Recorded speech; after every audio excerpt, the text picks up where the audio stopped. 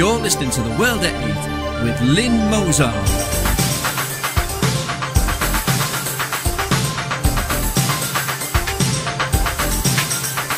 The World at 8, the number one in nationalist news.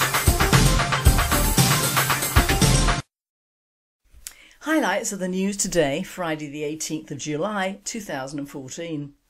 Gerri, Tahari, the wife of Syrian terrorist commander, in court. Adeel, Ulhaq, accused of funding terrorism. Dr Ioannis Tosounidis struck off over hundreds of errors. Dr Adekunle Adeosun, nicknamed Dr Creepy, to be struck off after sex examinations. Over 2,000 rescued migrants arrive at Italy's ports. Belgium, Antwerp rally features call to slaughter the Jews. An interview with Nick Griffin on Pedogate and Michael Gove. Syria's Bashar al-Assad sworn in for new 7-year term. Israel invades Gaza, at least 23 Palestinians dead. Malaysian flight MH17, 295 dead. Ukrainian government should be blamed. Thought for the day, at the crossroads. And finally, 2 little boys.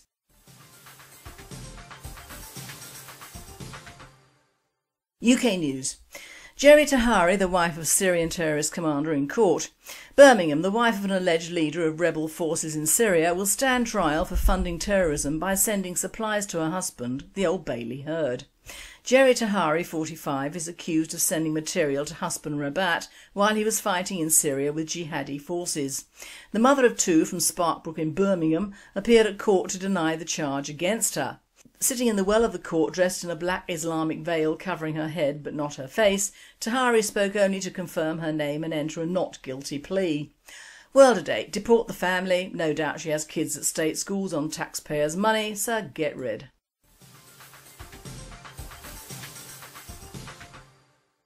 Adeel, Ulhaq, accused of funding terrorism. Nottingham, a 20-year-old man accused of funding terrorism in Syria, appeared at the Old Bailey. Adeel Ulhaq, 20, was arrested during a search of his home in Sutton in Ashfield, Nottinghamshire on the 5th of June. It followed a joint investigation by Nottinghamshire Police and the North East Counter-Terrorism Unit. He's charged with being concerned in a funding arrangement on 14th of January this year, as a result of which money was made available to another, and he had reasonable cause to suspect it would be used for the purposes of terrorism. Ulhaq appeared in court for a brief preliminary hearing and spoke only to confirm his name. World at 8, we give an inch and they take a mile. Haven't we learnt our lesson?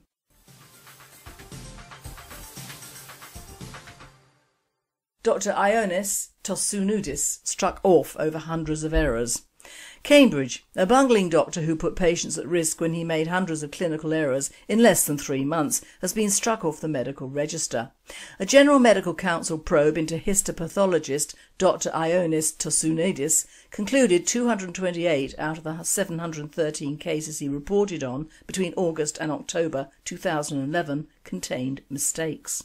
Concerns are raised about his work by both Edinburgh's Hospital in Cambridge and the Norfolk and Norwich University Hospital, where he had worked as a locum.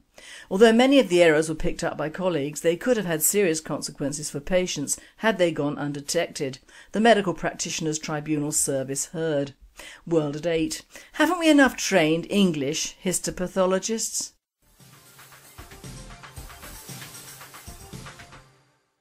Dr Adekunle Adeosun, nicknamed Dr Creepy, to be struck off after sex examinations.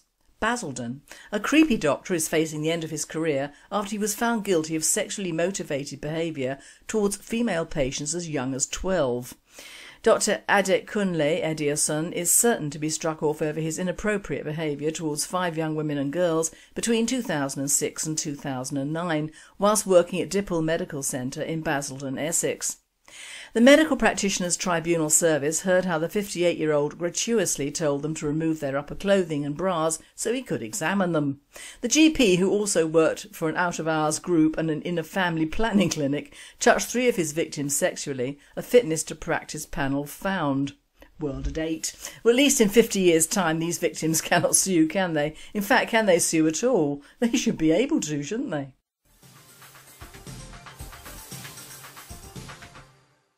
European news. Over 2,000 rescued migrants arrive at Italy's ports.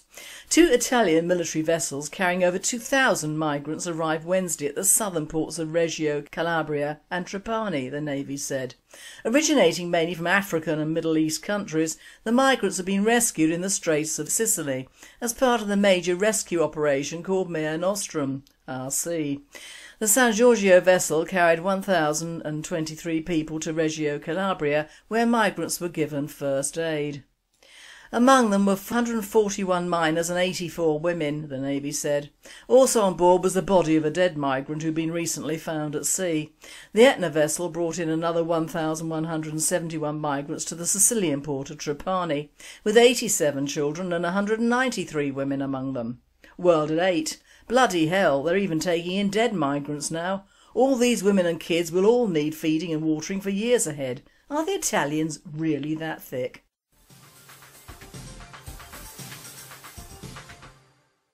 Belgium. Antwerp rally features call to slaughter the Jews.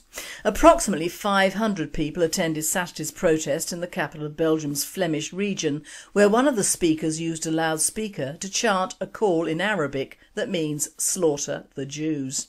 Present at the demonstration were 3 local politicians: Karim Bashar of the Flemish Socialist Party, Ikrami Kastit of the Flemish Green Party and Mohamed Chebar of Labour. The protesters also called out Jews remember Khaybar, the army of Muhammad is returning, referencing a 7th century slaughter against Jews in Saudi Arabia. Earlier this month the same call was heard at a demonstration in The Hague in favour of the ISIS Sunni militia in Syria and Iraq. World at 8. Disgusting is what this is, and I mean that sincerely. If the Nazis did a rally under the same banner, they would be rightly banned, but Muslims get away with it. How about an anti-Muslim rally?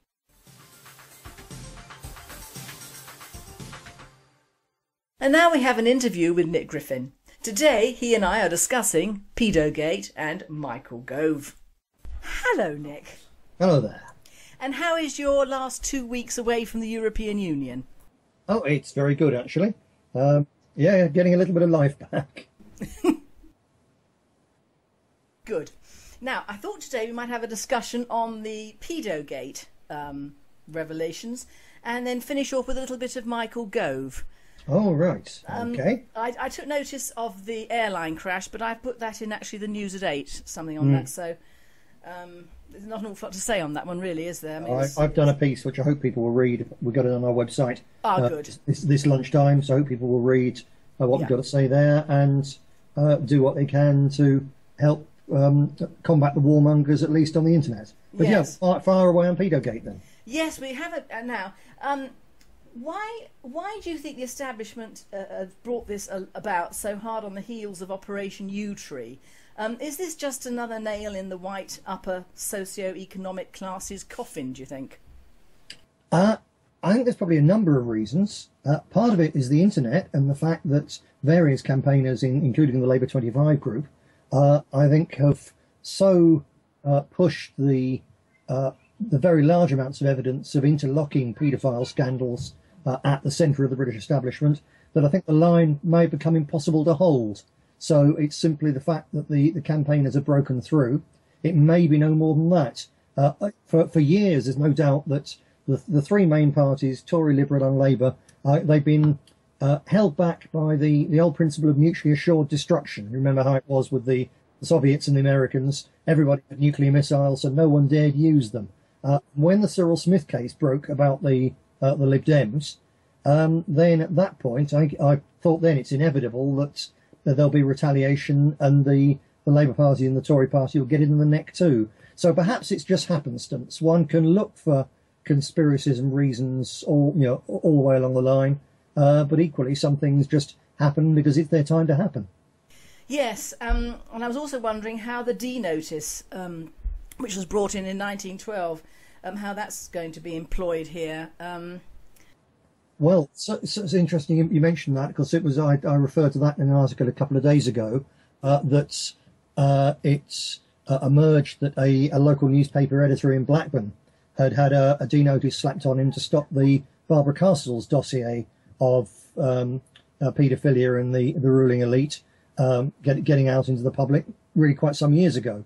The D-notice, I think some people have always thought D-notices are an urban myth, but they're very, very real, and they're used by the upper echelons of the state to encourage editors to stay quiet in the national interest. So again, there's now no doubt this isn't just small groups of individuals who happen to be in high places but no contact with the state, because we've now got very clear testimony that the state was actively protecting them, at least in that case. And we've seen other cases as well with the destruction of Jeff Dickens' dossier and so on. So I think it's too late for D-notices, really. Of course, we don't know. There may be some in operation right now, but they are, in the end, they're only voluntary. An editor who goes against one risks losing all sorts of handy contacts and cooperation from the security services and the ruling elite. But I think we've got to the stage now that if an editor who wants to sell papers was threatened with a D-notice, he'd sell a damn sight more if he defied it. So I think that I don't think that'll be stopping it. What may still stop it is the fact that I believe, and a lot of observers on the internet believe, that this goes right to the top, that it's an enormous scandal, that if one actually looked, you would find all sorts of connections between the paedophile side of things and the criminal side of various governments, in particular privatisation and looting our national assets. Because if you look, for instance, at how the mob in America used to, and probably still does, control politicians, they did it by getting young politicians, finding out what their vices were. It was very easy in the days of Prohibition and when sexual mores were rather more strict. Find out what their vices were and then feed the vice, because that way they got them, because they need them and they can also blackmail them. And I think that that's what was going on with the Pedogate thing. So I don't believe that the British establishment can afford to let out all the details. They'll try to let enough out to take the steam out of it. It's a sort of glasnost process. And of course, whenever a ruling elite does that, it's its most dangerous point, because when you start allowing people to talk, when you start promising reforms, then all sorts of things crawl out of the woodwork. And I think that's where we are now. Yes, I think it's... and also, you have to look at the fact that if this is so far-reaching, it's also far-reaching back in history, isn't it? Probably. It's probably been going on for hundreds of years in some ways. It presumably has. Yeah. But I firmly believe that this business, although it's taken a modern twist, I don't think it's a modern thing. I think that's you're probably right there. Human nature being what it is. Of course, if you look at the likes of David Icke, then you get a different take on it.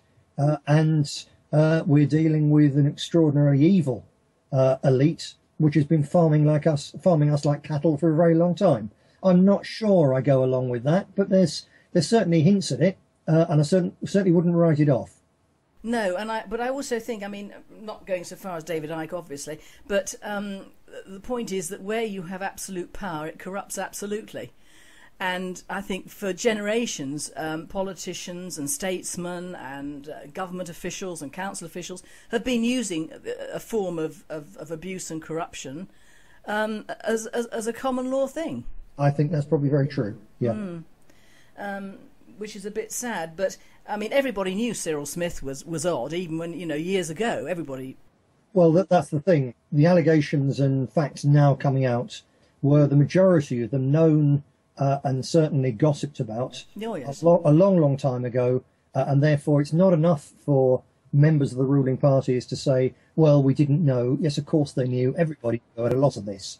And they might not all have been involved, but they all helped cover it up, and therefore they all must carry a share of the blame. Yeah, that is absolutely right. Do you think they've taken in 650, I think, so far?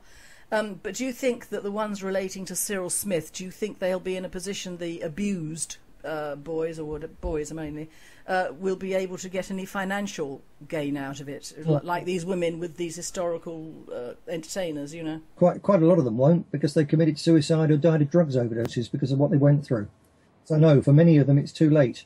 I suppose where there's a wrong these days, there's a compensation claim. So yeah, some will, and no doubt some people will come forward, chancing their arm and lying. I'm afraid that's again a fact of life. That the minute money rears its very ugly head. So I think what we can be sure of is it's going to go on and on and on. It's going to be very, very messy. It's going to further increase public disgust with politics and all politicians, which is bad for the democratic process. It's a very sad thing, but it's not as sad as if it was still going on and everyone was still covering it up. So progress is being made. Yeah. So you actually think that this sort of thing has stopped? I don't believe it has, of course. Oh no, I don't. For one thing, it's stopped. They'll be more careful. But no, what's stopped as what has stopped is people pretending it isn't happening. Yes. And a completely efficient cover up. That's now broken. The genie's out of the bottle. They can't put it back. No. It's simply a matter of how far it will go. There's a lot of them. People like Ted Heath are dead and clearly guilty, and I guess that they'll find it easier to out the dead they usually do than they will with the live ones. So there's plenty of live ones, and certainly I think when you look at the Tory party recent bloodbath in the cabinet, I think there's several people gone there who in some way or another have connections to this. But more than that, it's Cameron trying to protect the party in future, because obviously these paedophiles were middle-aged white males. So he's taken very radical steps to get middle-aged white males out of his cabinet and replace them with a bunch of very inexperienced women, in the hope that therefore people will think, well, that was the old Tory party, but now it's changed. I think you'll probably actually find that he now lacks so much experience in his cabinet, it'll be even worse than before, but we shall see. I firmly believe it is going to be much worse than before, and I think it's awful that this particular thing has happened, before the general election, because I don't know how it's going to affect the election. Well, if it all, or if even half of it comes out, then I think there'll be a shockingly low turnout. It probably will be the thing that finally means that UKIP will definitely win a few seats, assuming they're clean in this. And if they do, that's all to the good, because they will then end up, in all probability, in coalition. And at that point, their claims to be an anti-establishment party, the people of the party of the people, blah, blah, blah, will all come unstuck. And that's when we need to be there, well organised and ready. Yeah, no, I think you're quite right. Now to Michael Gove. Now, he was my MP for Surrey Heath when I lived in Camberley. I see. Uh-huh. And I actually found him extremely helpful when I had to, when my mother died and I had to enlist his help in getting the private nursing home inspected and everything. He was actually very, very good. So I can only speak as an ex-Conservative, and as I find that I found him very able, put it like that. But I have an awful feeling that Gove, at least in his trying to get the education system in this country up to scratch, he tried to bring the education system up for everybody, not what's going to happen now. It's going to be brought down. It's going to be diminished, I think. Well, to an extent I'd agree, and to a significant extent I would disagree. There's no doubt that the Marxoid grip on the education system is devastatingly damaging to kids, especially the children of working class families who can't afford to move to one of the few remaining good areas or to put their kids into public school. So it's the British education system, the English in particular, is a shambles. And the grip of the far left needed breaking. But in trying to deal with that, Gove also, I think, allowed himself to wear too much of his other hat. He's a fervent neocon. And as such, the neocons don't just want, in effect, war through the Middle East and elsewhere and the destruction of Russia in order to ensure that America stands at the head of the world for another 100 years. That's not what they want. They also want to privatise everything in sight. And is that ideological, or is it the fact that they and their research foundations are all funded by giant companies who make money out of privatisation? I think it's a mixture of ideology and greed. And Gove was at the very nexus of that. If anyone really wanted to re-establish proper education in this country, they only needed to do two things. One is sack the left-wing teachers and put a large number of ex-soldiers, men and women, and ex-service personnel through 6-week teacher training courses and put them in their place. That's the first thing. And secondly, bring back the grammar schools. And Gove didn't do that. You see, if he'd said, we're going to bring back grammar schools, every working class area will have access to a grammar school and kids will go there on merit, then I believe he was actually trying to sort out the education system. Instead of that, he said, we're going to turn them into academy schools, etc., etc. We're going to privatise them. The Tory party, with Gove at the helm of the education side, has literally given away more than half the school buildings and properties in England and Wales, largely to companies who are donors to the Conservative Party. It's corruption on a vast scale, and I think, so I'm very glad that Gove's gone. I don't think what he'll be replaced by is any better, but I think one of the reasons that he went hasn't really been noticed yet, but the draft reports, which in fact he'd authorised into the Birmingham Trojan Horse Islamic schools scandal, the reports, leaked report makes it very, very clear that a key part of the problem was that schools which used to be under effective local authority control have been turned into academies because they're being privatised, because Gove's agenda was to privatise schools and get education authorities out of them, etc., etc. And if you take the state for all its faults out of education, you leave a vacuum. And in somewhere like Birmingham, that vacuum is not going to be filled by people in the old, 19th century tradition of Christian charity and so on. It's going to be filled by Muslim crackpots. Yeah. So the reason that schools in Birmingham and elsewhere are being taken over by Sunni Islamist extremists is primarily because Michael Gove and the Tory party have given them the tools to do it. And I think that's a key reason why Cameron decided to get rid of him. Ah, right. Now, you see, that hasn't been published. Not to any extent yet. But it's the draft report was only leaked sort of yesterday and today. So I expect that will come out. Whether there's anything else, because they were always regarded as very close allies. Yes. One simply can't tell. But I think that's a key fact that, to say, his attempt to reform a school system which does need reform, in the end, has gone so badly wrong that he was damaged goods. Yes, and it does seem. I mean, teachers. I mean, I've just given up with teachers even when I put my youngest son through. Yeah. Well, the thing is, if you look at the Socialist Workers' Party, which is an organisation which has long supported terrorism against British targets, particularly with the IRA, which has grovelled to the extremist Muslims, which uses violence against its political opponents, which openly stands for the legalisation of paedophilia, and claims it's a workers' party. It hasn't got a subsection for ex-coal miners. It hasn't got a subsection for shop floor workers. It hasn't got a subsection for agricultural labourers. Its only subsection is for teachers. Oh my God! And there's hundreds and hundreds of them, and they're actively involved with the Socialist Workers' Party with this extraordinary extreme form of Marxism, and they're teaching our kids. And it's truly shocking. They dominate the teaching unions because there are plenty of ordinary decent teachers out there, including some kids who've been taught how not to teach children at teacher training college. But they're still good people, but they don't bother to go to the union meetings. They're dominated by these crank extremists. So to an extent, for all my criticism of Gove, I have to feel sorry for anyone who actually tries to reform education, because they come up against the teaching profession. And like I say, unless they're actually in a position to sack every last one of the bastards who gets in the way, and to promote the decent ones and to get new teachers, then they're never going to reform the mess. Oh, I could just hear the yells coming out now, can't you? Indeed, yeah. Oh, absolutely bloody awful. One last thing on Gove, talking about teachers, of course. Don't forget, if you do feel slightly sorry for him because he was good for you personally, and some of the most rotten MPs actually are all still quite good constituency MPs, to be fair.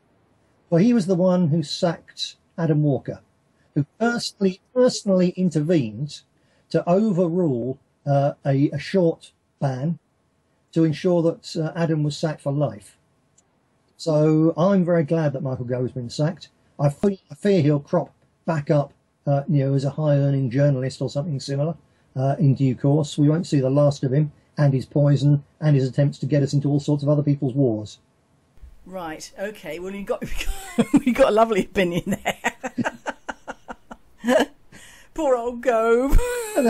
There are worse politicians, Lee. Poor old Gove, bless him. No, I can see, but the only thing I sympathise with Gove, and you're quite right, is actually coming up against those teachers, because I came up against them in an unprofessional way, and they're absolutely bloody awful.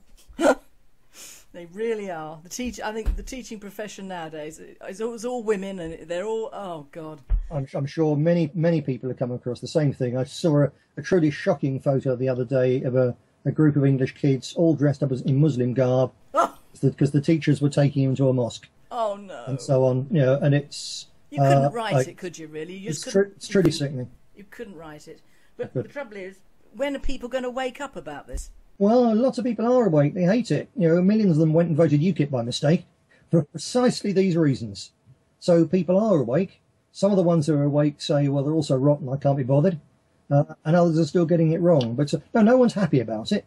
That's the thing. It's just, these things take time. But when it all changes, it'll change very fast. That's what history does. Yes, you're right there. And usually the unexpected happens. The unexpected happens, and then people they rake through the rubble, looking for clues as to why didn't we see this coming? Yeah, exactly.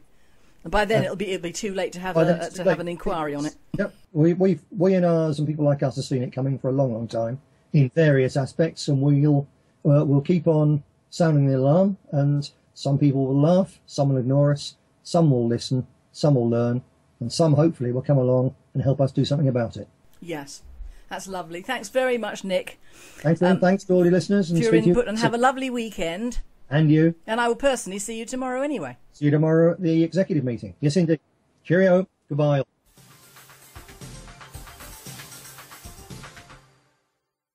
World news.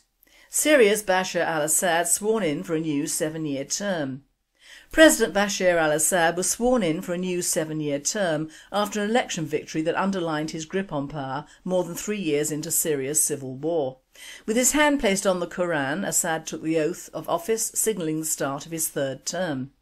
Assad has shored up his control over a strategic corridor of territory stretching north from Damascus, taking back major cities including Homs. The militant Islamic State has expanded its control in recent weeks, defeating other Islamist factions with new weaponry brought in from Iraq. The United States, which has repeatedly said that Assad has lost legitimacy, has described the election as meaningless. World at 8. Not really. I am behind Assad. The Middle East needs strong men, not democratic pansies kowtowing to the US and Europe.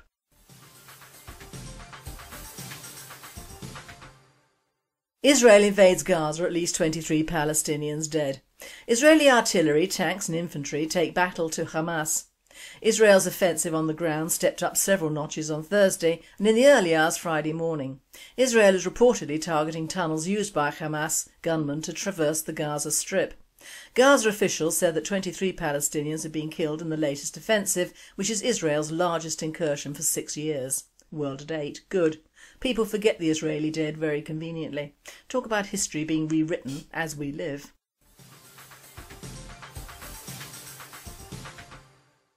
Malaysian flight MH17, 295 dead. Ukrainian government should be blamed. Malaysia Airlines lost another airplane on Thursday 17th of July 2014. This time flight MH17 was shot down over strife-torn eastern Ukraine by what many agree was a surface-to-air missile. 295 lives were lost. What neither side of the conflict can agree on is who fired the missile. Western powers claim it was Ukrainian separatists or the Russians, while the Russians and pro-Russia militia claim it was the Ukrainian military. What cannot be disputed is the Ukrainian authorities allowed Malaysian Airlines flight MH17 with 295 innocent souls on board to fly over an area where several Ukrainian military aircraft were recently shot down. There is no doubt in the mind of World at 8 that no matter who fired the missile, the Ukrainian government is to blame for that loss of life.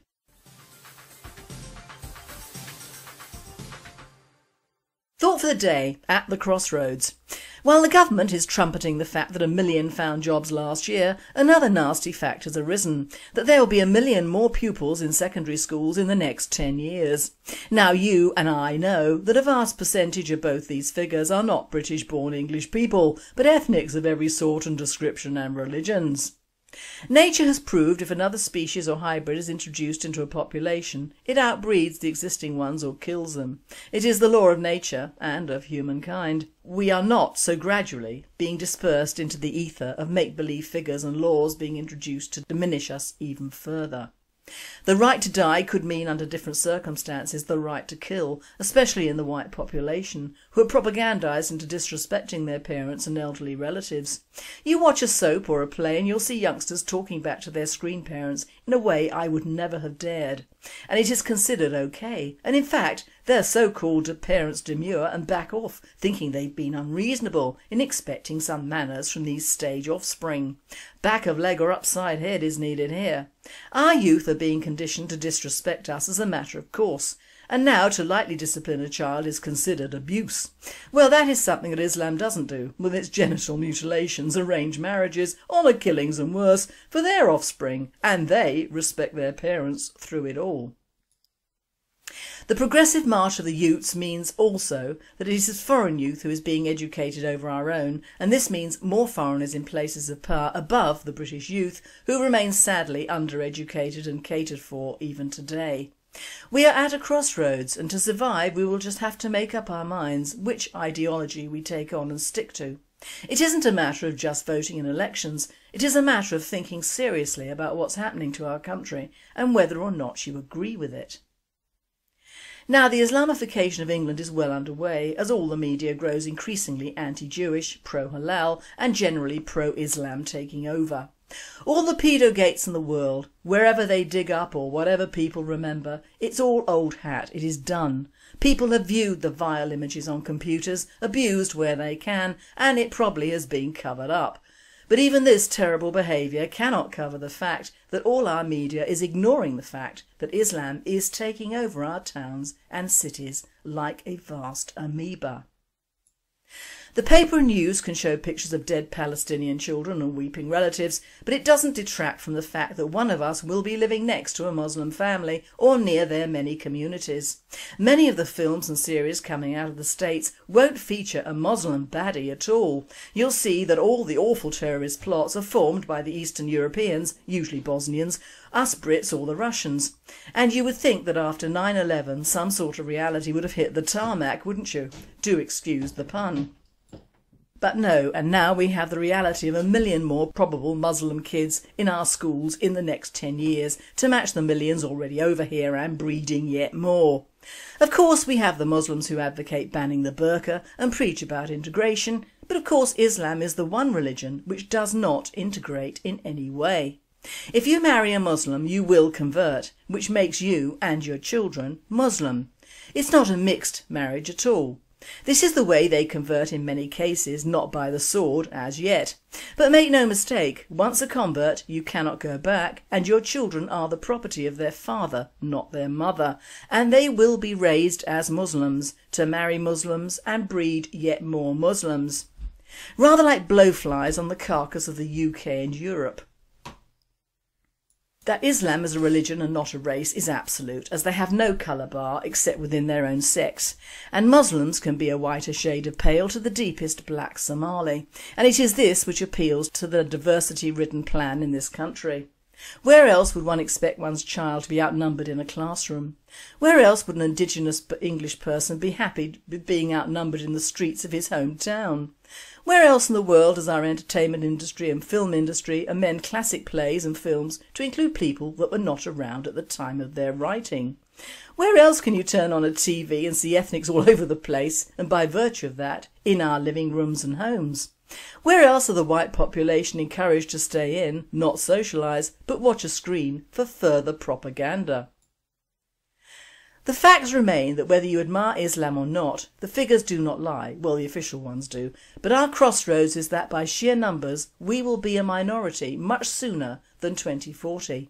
In fact, in many areas of this country we already are. Camorra and other fellow blowflies will raise a small point of immigration, but it will die the death after the next election, as indeed the EU membership has done so now. First a small blaze of glory and then bang, water all over it to wash it away. Don't think for a minute that because certain things are not being talked about or published that they have gone away. They haven't, and in fact are still coming in. It is all a question of raising standards and implementing control of who comes here and who stays or not. One should be able to have a voice in the country of one's birth, and that voice should not include people or peoples who have no business here other than to take our jobs and take our money. Immigration has cost this country, already in debt, £140 billion since 1995, and that's just 19 years. Imagine the millions of pounds in the future, with their court cases, criminal proceedings, appeals, children, education, healthcare, benefits, suitable housing, disabled and elderly migrants, prisons and more. In truth, the fact we are still a small island has not changed. Our land has not got bigger, and neither have our purses. There will come a time when we will have to say enough is enough and implement ways to reduce or die. It will be them or us, I'm afraid.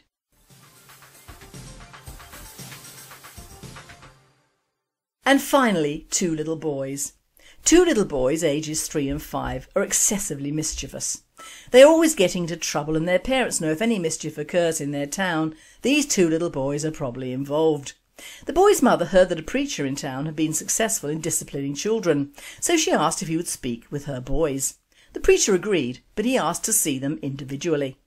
The mother sent the 3-year-old in the morning, with the older boy to see the preacher in the afternoon. The preacher, a huge man with a deep booming voice, sat the younger boy down and asked him sternly, "Do you know where God is, son?" The boy's mouth dropped open, but he made no response, sitting there wide-eyed with his mouth hanging open. So the preacher repeated the question in an even sterner tone, "Where is God?" Again the boy made no attempt to answer. The preacher raised his voice even more and shook his finger in the boy's face and bellowed, "Where is God?" The boy screamed and bolted from the room, ran directly home, straight into his closet, slamming the door behind him. When his older brother found him in the closet, he asked what happened. The younger brother, gasping for breath, replied, "We're in big trouble this time. God's missing, and they think we did it." You've been listening to The World at 8. I am Lynn Mozar, and I and the team at World at 8 and Radio Britain wish you all a very happy and a very safe weekend.